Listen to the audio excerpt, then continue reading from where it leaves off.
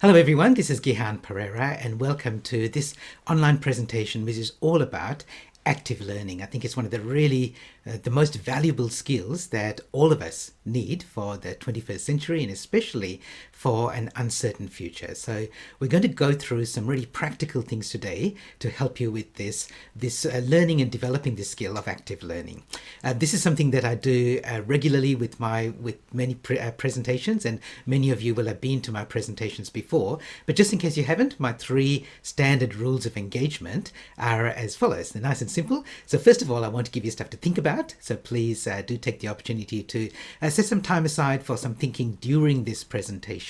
So get rid of any other interruptions and distractions around you as well as you can, and we'll work together in this session. But also be a bit playful. So I'm going to have some exercises for you to do. I've got some polls for you to complete. There'll be an opportunity for you to ask me questions. If you're going to ask questions, you can type them in the chat. You can type them at any time, and then when I stop for questions, I'll see what questions have come in, but I'll prompt you as well for when we stop for questions.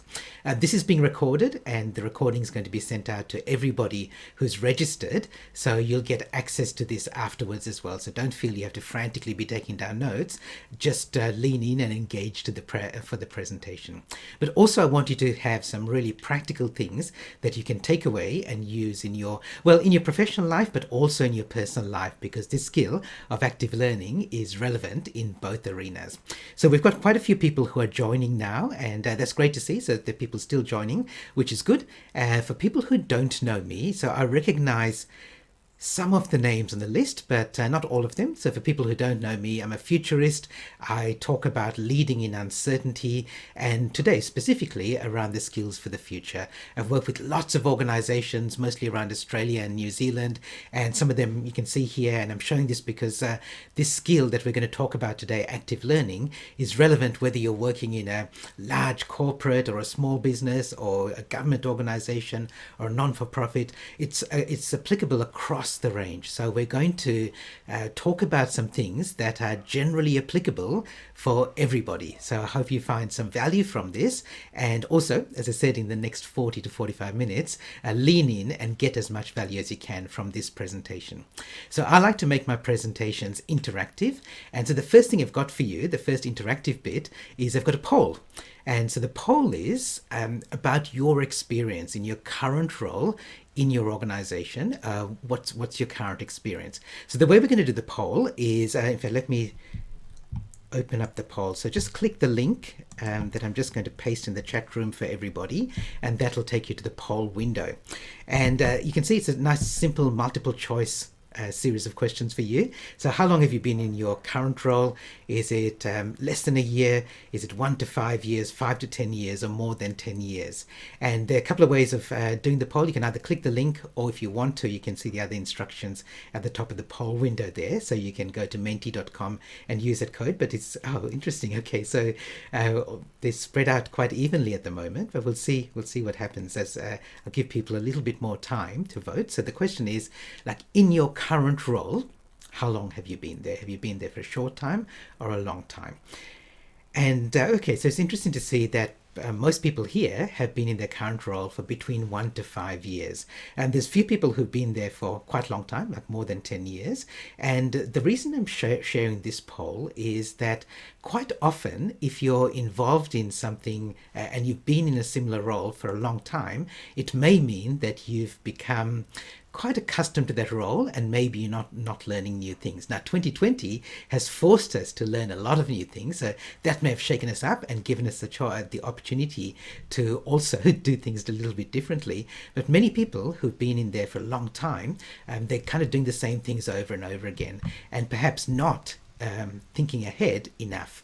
So the big picture around today is I want you to be a lifelong learner, and that's 3 things. So one is get deeper in your expertise, wider in your skills, and also look further. So be a little bit of a futurist, and especially now when we've got so much uncertainty, it's really important for us to think further, not just deeper and wider.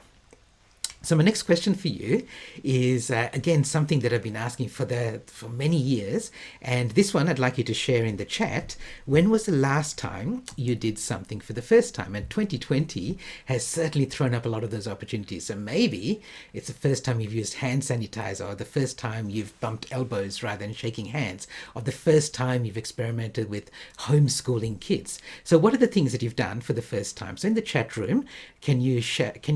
And the two options in the chat, by the way. You can say it can either be all panelists, which means only I get to see it, or it can be all panelists and attendees. And I prefer if you choose that latter option and share what you've done for the first time, and what it was. So it's, even though the question says, when was the last time? Really, I'm looking for, what have you done for the first time ever in your life? Because if you think about it, when we were kids, especially when we were babies and toddlers, we did a lot of things for the first time. And as we get older and more experienced, that kind of looking out to new things, that narrows a little bit. So what have you done? Okay, so Prue says led a team virtually. Yeah, good. Okay, what else?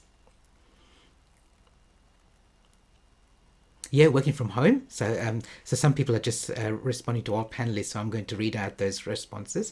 Yeah, okay, all the COVID stuff you mentioned. But the first time I saw koala in the wild, homeschooling, and yeah, so 2020 has certainly created, it's enforced some of this. Active learning for us. We've had to learn new things for the first time.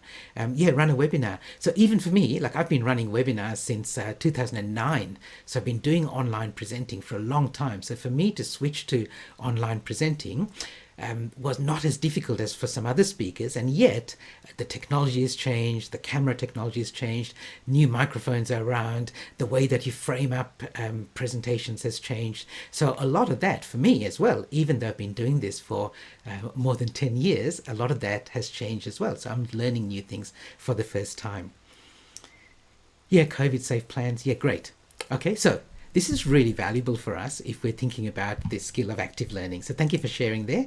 So I want to share with you three things today. I want to go through broadly three things in the time that we've got together. So first of all, what are the skills that we need for the future? So before we think about how do we learn, what are the actual skills that are going to be useful for the future? And as a futurist, I'm often asked, what skills do I need to learn to be ready for the future? And in fact, quite often when I'm speaking at conferences in person, parents come up to me afterwards, regardless of the topic that I'm speaking on, and say, what do my kids need to learn so that they're ready and they'll have jobs for the future?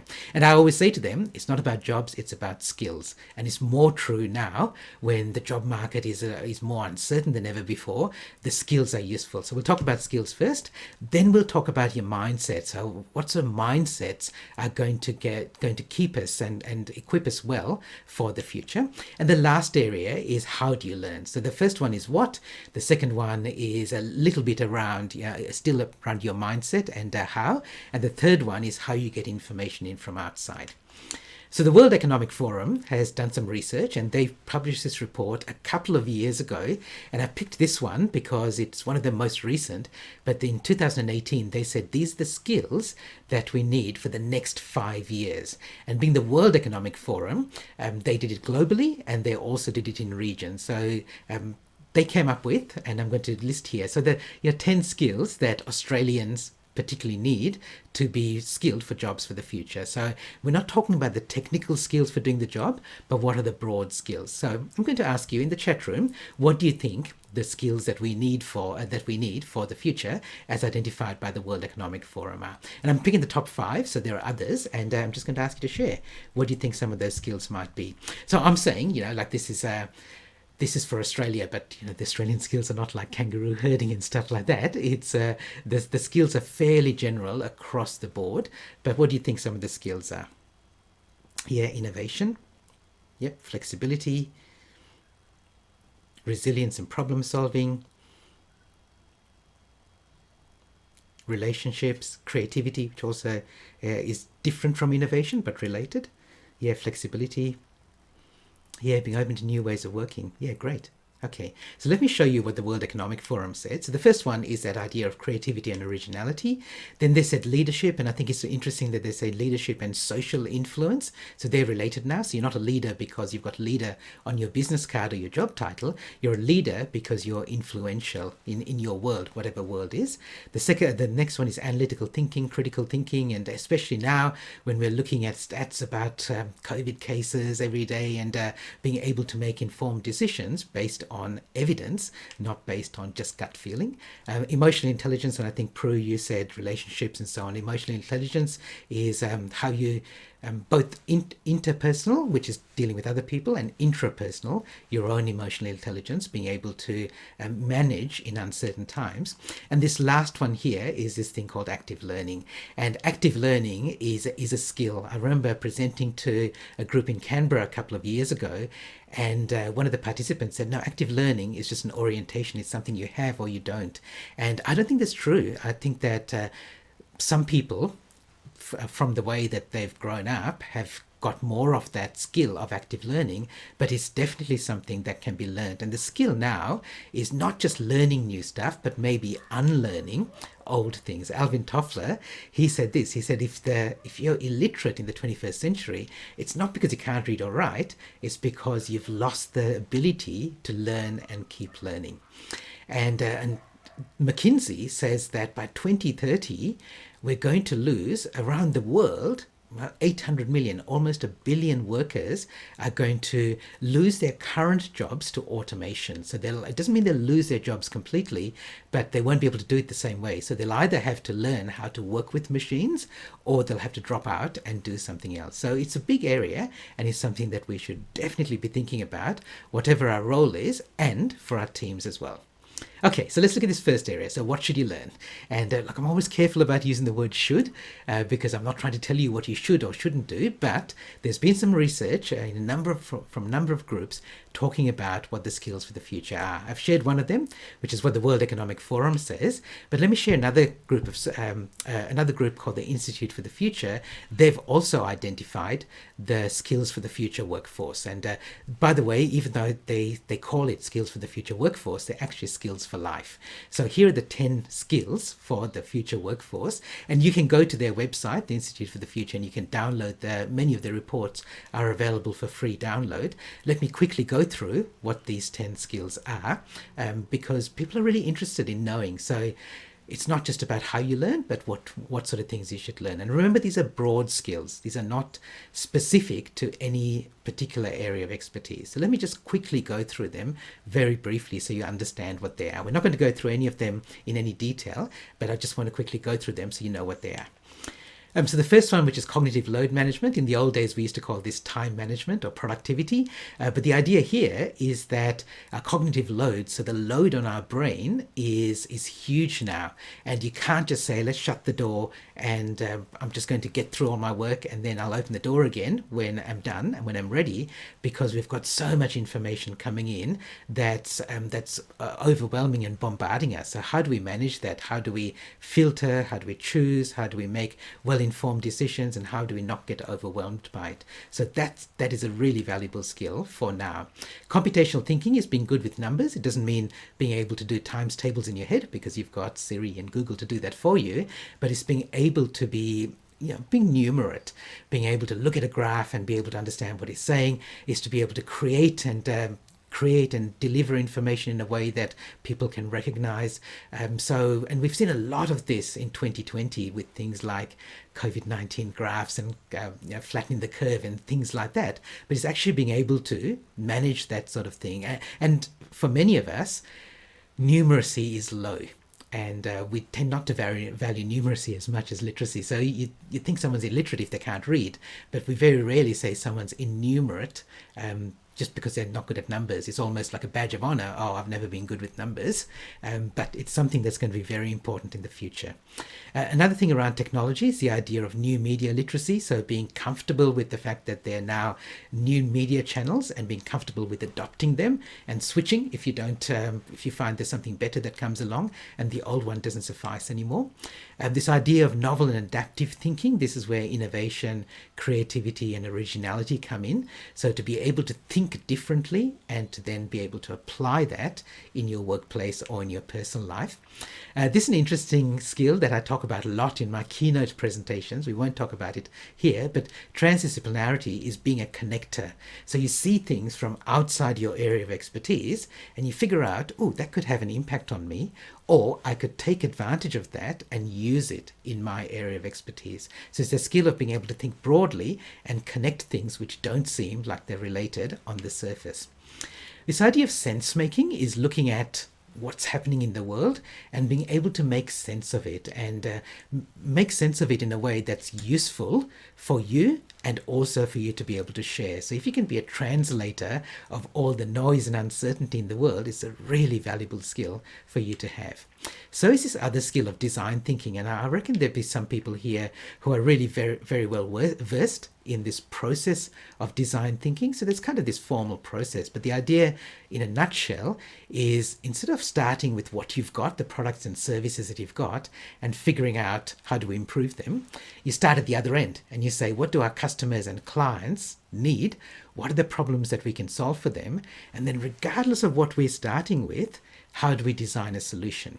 Ideally, it would take the products and services that we've got, but if they don't work anymore, then we're actually looking at what solutions do we need to create, and then how do we create them. And the next one is social intelligence. So this is related to emotional intelligence. It's more the interpersonal side of that. And it's really about understanding the motivation behind people's behaviors. So having that emotional intelligence with other people. And the next one, the second last one, is this idea of a diversity mindset. And it's not just saying we need to tick the DEI, the diversity, equity and inclusion boxes. It's saying diversity is actually a good thing for us, because it means that we have different kinds of thinking coming together to help us solve problems. And our world is so complex now that we need that diversity. And the inclusion part of that is, of course, then taking advantage of that and using it. And the last one is collaboration. And this idea of fierce collaboration is saying we want to be able to collaborate, but not just in a way that everyone's in groupthink, not just that everyone's thinking exactly the same way, so we're just going to go ahead. It's actually saying we like that diversity, we bring it in, and we do it in a way that instead of creating enemies, it means that we collaborate and we create better solutions. Okay, so that's a quick summary of the 10 skills for the future as identified by the Institute for the Future. I know I went through that list very quickly, but I just wanted to give you a quick glimpse of some of the broad skills that we're looking for our future. So if I run workshops on half or more than half of those individually, so we can definitely go into that in a lot more detail, but I just want to give you a quick overview. Any quick questions or comments on any of those skills for the future? I'm going to narrow down on one of them very briefly, but apart from that, I don't necessarily need to go into any detail on them. Yeah, Joanne says social media, and Joanne said that's related to that idea of new media literacy. So it's saying that there are lots of new ways of communicating now, and we shouldn't poo-poo them just because we don't like them or we think that they're trivial or that they're controversial. There are new media channels, and the idea of new media literacy is as much about being good in those channels as it is about being willing to learn new channels as they come along. So my stepdaughter, so I love learning from her. She's 21, and I was talking to her recently, and she was, taking a photo of something, and I said, Abs, you're posting this on Snapchat, because I know that's what she does. And she goes, oh no, we don't use Snapchat anymore, we use Instagram, because Instagram has now got a stories feature, and so all my friends have switched to Instagram. And I thought, that's really interesting. When was the last time that I said, oh, this technology that I've been using and that's been ideal, I'm just going to discard it because something better has come along? So that's the idea around new media literacy. Are there learning institutions who are offering training in these skills? In fact, we're going to talk about that later in how you actually develop those skills, because many of those are not taught formally in our formal education system. So absolutely, there are places where you can learn about design thinking. I run workshops on cognitive load management and fierce collaboration and transdisciplinarity. They're all elements of the things that I run. So you can get them from different areas, but they're probably not explicitly taught and certainly not explicitly rewarded in the formal education system. That's changing a little bit, and I know that's a broad statement. Yeah, Prue says that idea of cognitive load management is an interesting concept, becoming more and more relevant, especially now that one of the biggest challenges in 2020 is that we've got so much cognitive overload, and just being able to manage that is a skill in itself. Okay, I did say I want to look at one of them in a little bit of detail, and it's not a lot of detail, but I really want to say this idea of computational thinking is going to be really relevant in this one area, which is about artificial intelligence. We've got to be really good at understanding that the future is going to be about humans and machines working together. So as a geek myself, so I've got a computer science degree, I've got a maths degree, and I love the fact that now we can go, oh, the geeks shall inherit the earth.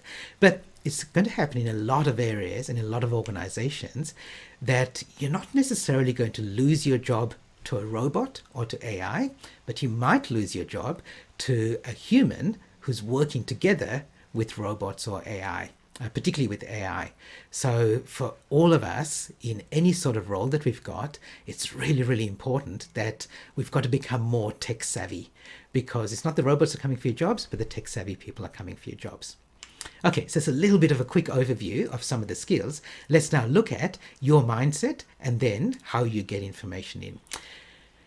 Howard Gardner, and you may know Howard Gardner, he's from Multiple Intelligences, so he kind of popularized that phrase, emotional intelligence, and he talked about there's 9 different intelligences. He's also written this other book called 5 Minds for the Future.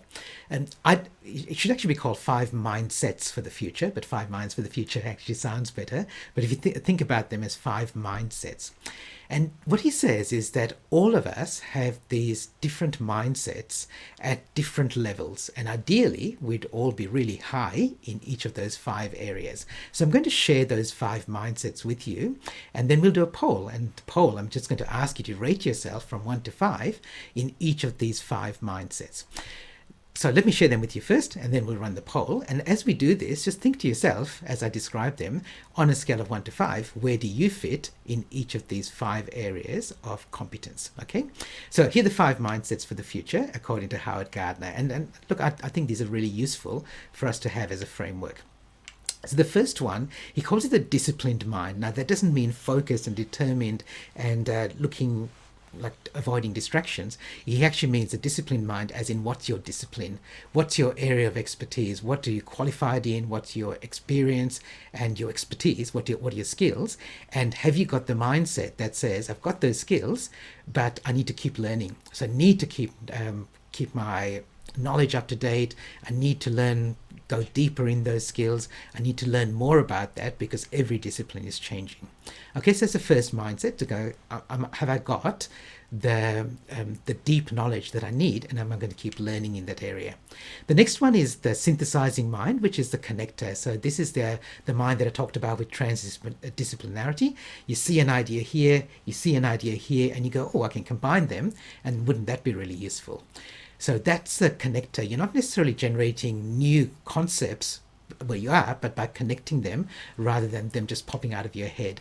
The creative mind is the mindset that you just pop, like new ideas come out of nowhere. And so for me, I'm a really good synthesizer, and partly it's because as a futurist, I talk across lots of different industries, lots of different areas. I'm always seeing, oh, this artificial intelligence here would be really relevant in healthcare, or I'm seeing something that financial planners are doing, and wouldn't that be really good in the school system? So I'm really good at synthesizing. I'm less strong at the creating new ideas out of nowhere, but some people are really good at that.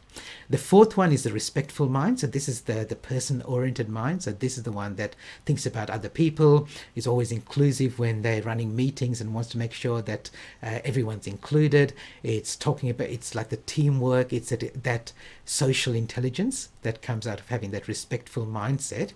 And the last one, the ethical mind, is that's a big picture, thinking beyond yourself. What does this mean for the world? What does this mean for my grandchildren's grandchildren's? What does this mean for my planet? What does this mean, in terms of broader ethics? So those are the 5 mindsets.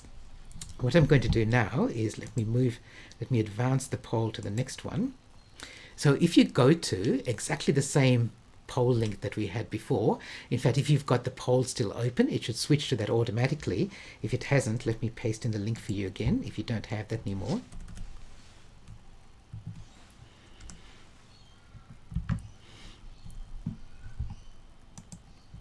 Okay, and so my question for you is, for each of those 5 mindsets, rate yourself. So you'll see that there's 5 questions come up in the poll. Respond to all of them, click the button at the bottom, and then it'll submit your rating. And I've set this up as a little spider diagram here, so we'll see as people are voting, where are you with your minds? Okay, and we'll see with the room where we end up.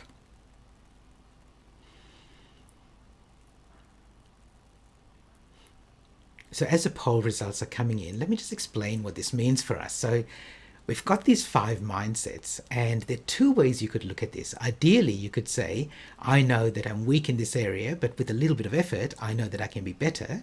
The other way of looking at it is to say, I know that I'm weak in this area, but I can surround myself with other people who've got strengths in those areas. And that's another way of getting diversity. It's thinking about diversity as cognitive diversity, not only ethnic and age and cultural diversity. Now, all of those other things help to bring that cognitive diversity. But if you're a team leader, if you're a manager, you may think about, how do I get those other 5 mindsets? So we've got all 5 levels of thinking in our team. So let's see how we're going at the moment. Okay, this is good. Okay, good. So the idea here is that you can now take these results and decide what to do with them, either for yourself, in what you want to improve for yourself, or what you're going to do for your team.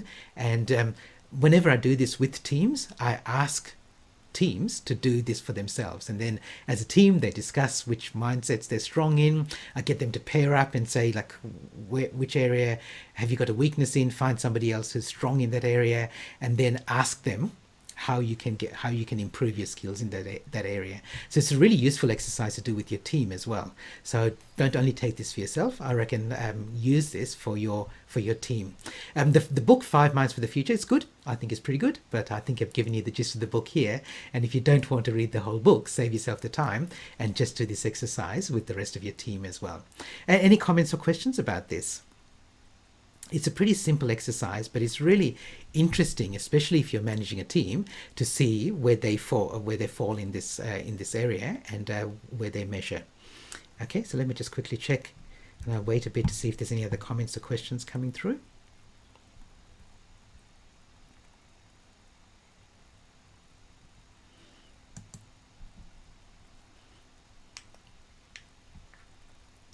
Okay, let me continue. Our timing's going well. Okay, so this third area here is how you learn. And this is, so we've talked about your mindset. So this is what you've already got inside your head. This third area is, how do you get other stuff into your head and into your world? And it's looking at the channels that we use for learning. In the olden days, things were much easier because we had some standard channels for learning. You'd read, you'd attend professional events, you would maybe listen, but there wasn't a lot of educational material or information coming in by listening. You might listen to the radio, you might watch TV, and you might read and then attend professional events. But now there are so many other options, and we need to be good at them. So being a lifelong learner means that you'll choose areas in each of these 3. So I mentioned these earlier.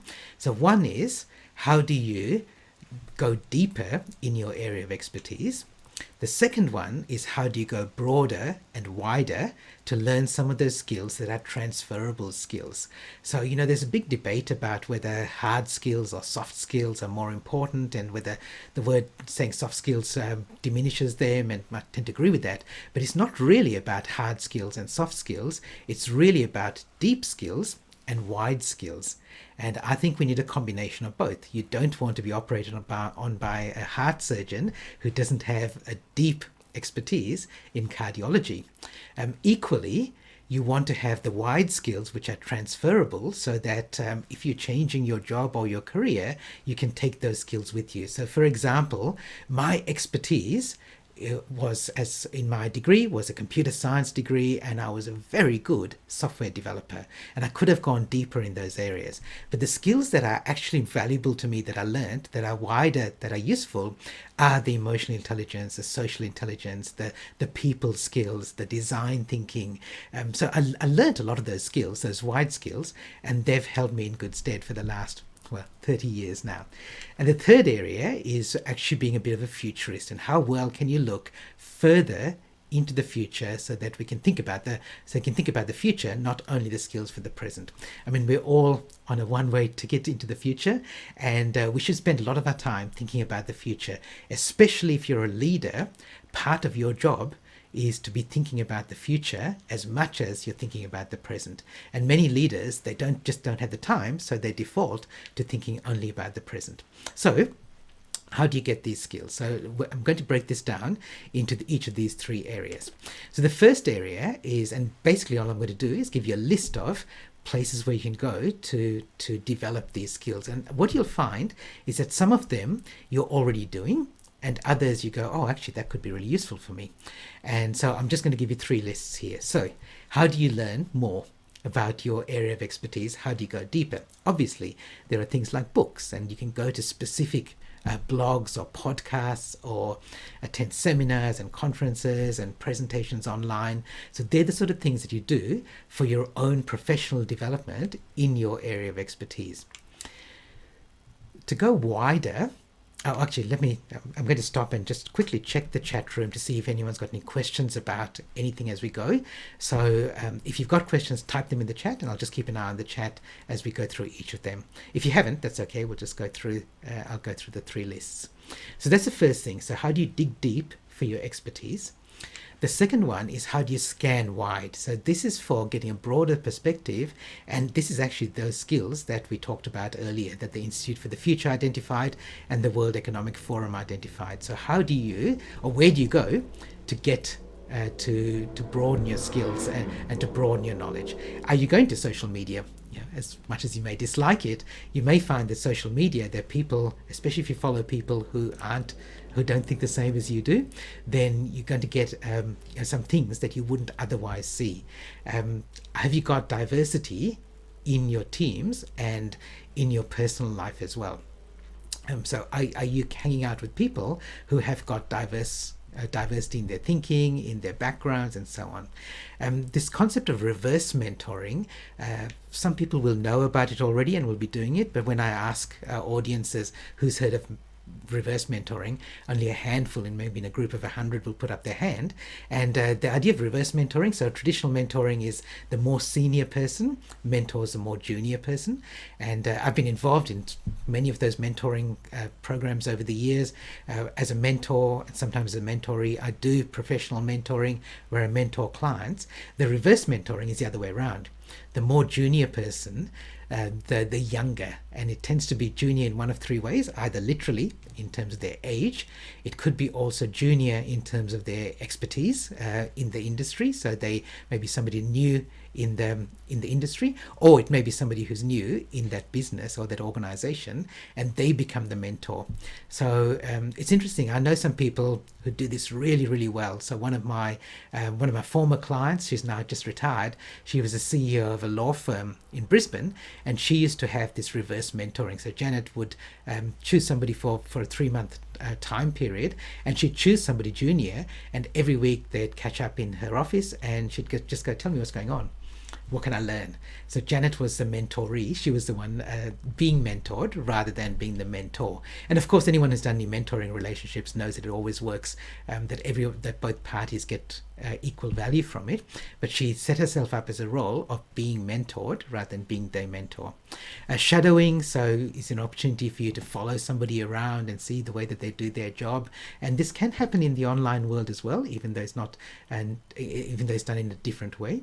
And things like, can you do online courses which are outside your area of expertise?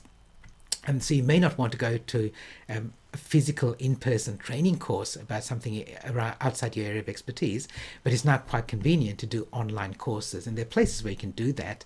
And there's one great website called masterclass.com, and it has things like learn comedy from Steve Martin, learn tennis from Serena Williams, and learning skills from world experts. It doesn't say you're going to become a world-class expert, but you're learning from them, and you can do that online at your own pace, and you might learn something that is useful for the learning experience, but it also can be useful for a skill that you want to learn as well. There are a whole bunch of other places where you can get online education. Okay, let me quickly check.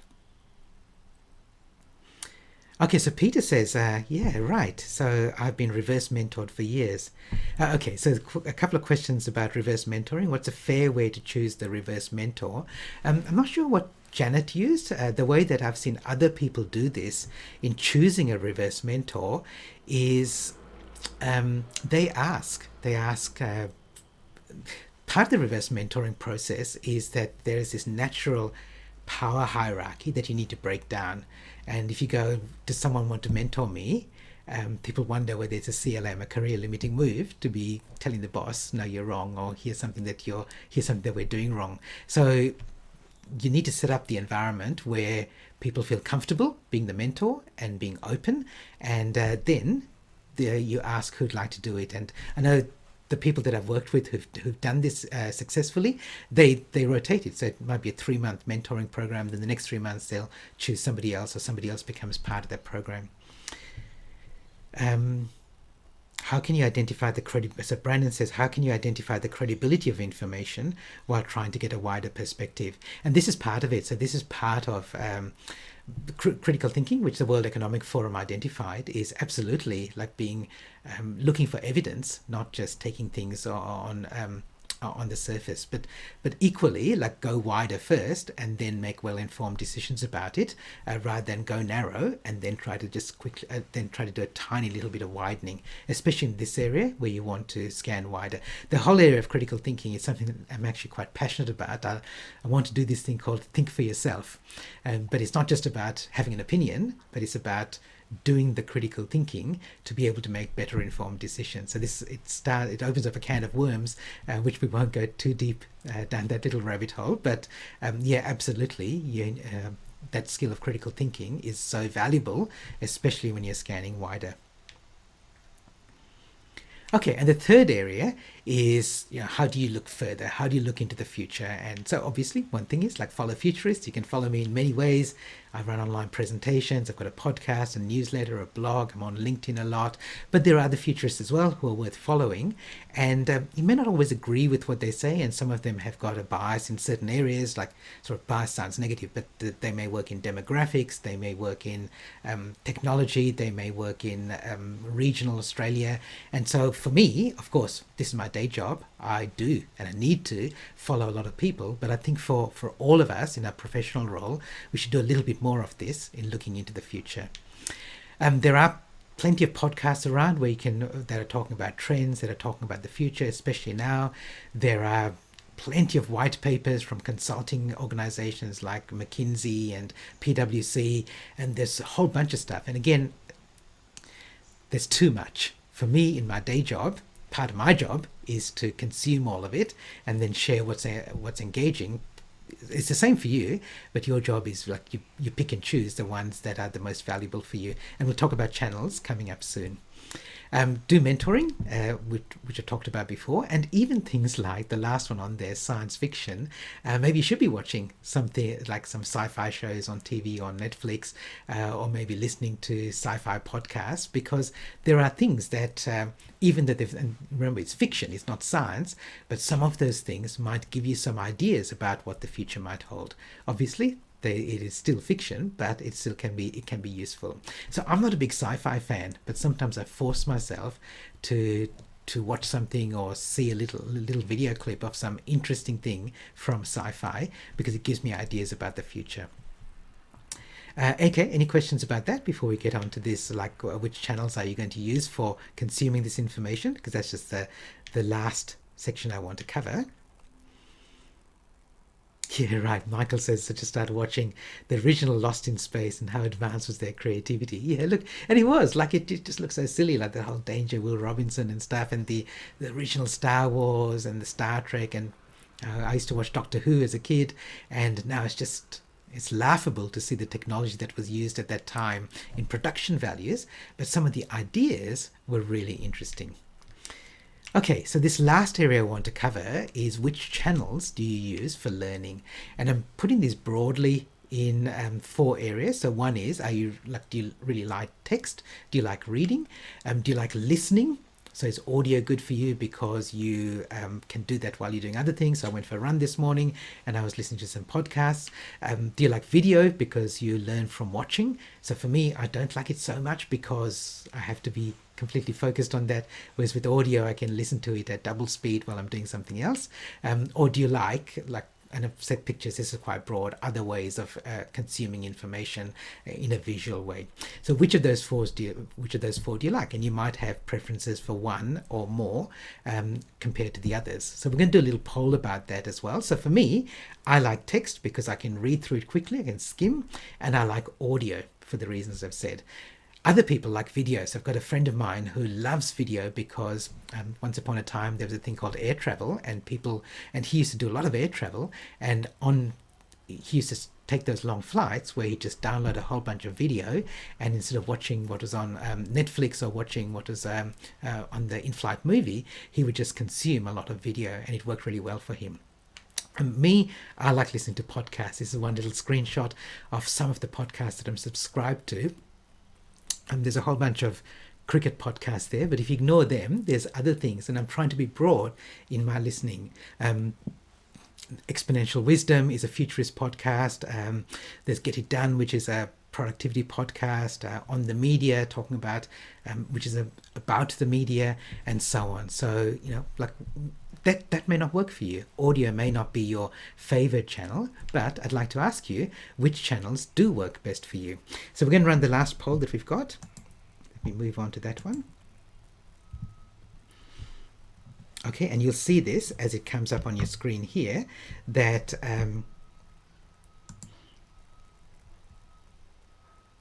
so in this one, so that, which channels work best for you? Maybe I messed up the poll.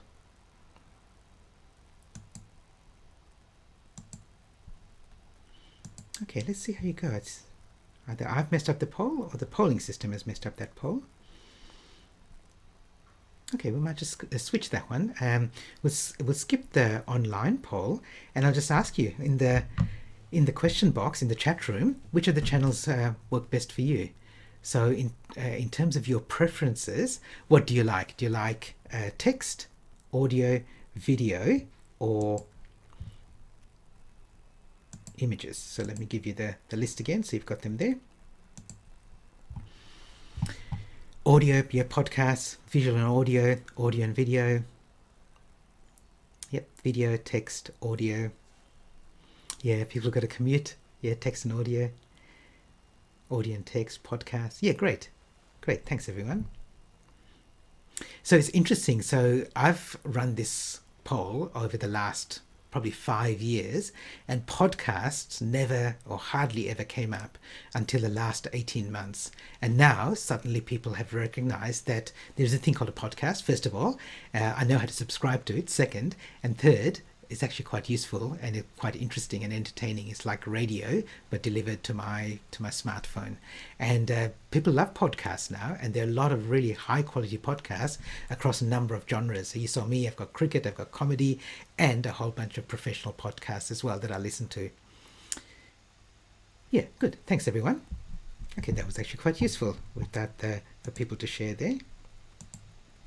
So just to finish off, so we talked about these 3 things. We talked about the skills for the future. We talked about your mindset or your 5 minds for the future. And we talked about the channels that you use. What should you learn, and which channels are you going to consume with. I just think that all of this, everything I've shared today, is really valuable, not only for yourself, but for your teams as well. And I hope you agree with that. I hope you agree that this is not just something for me, but it's something for your team. So when you get the recording, if you'd like to share the recording with your team members as well, you have my permission to do that, because I really want all of us to be active learners. So I'm more than happy for you to share this as widely as possible so other people get value from it as well. And just one of the things to be aware of is that this idea of active learning is not something that happens just in a classroom. And especially if you're a leader or manager and you're just trying to do it in a classroom, then you'll find that you'll get very low traction. Some people here will be familiar with Brent Peterson's research at Columbia University, where he's talking about traditional training. And by the way, this applies to training in person in a workshop as well as online training. But if you think about a training course, and he measured the effectiveness of training, and he said if you want your training to be really effective, what you want to do is spend 25% of your time getting people ready for the training, 25% of your time actually in the training, and then half the time afterwards to embed the training.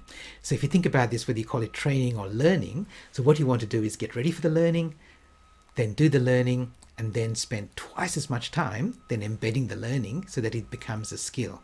So if, for example, if you're running a 1 hour presentation, like an online presentation, you want people to spend about an hour getting ready for it.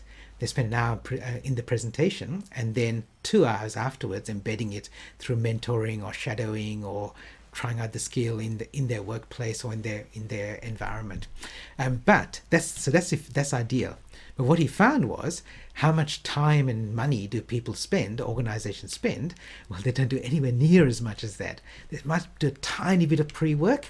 They spend almost all their time in that training environment, excuse me, and then a tiny bit of follow-up work. So most of the value most of the time that they invest in their training is lost, because they're not spending enough time getting people ready for it, and they're not spending enough time following up. So with your learning, it's not enough to just listen to a podcast and go, oh, that's it, I've now got that. And some of this might be obvious, but I think this graph really emphasizes how much of a difference there is between what actually works and what we're willing to put into our active learning.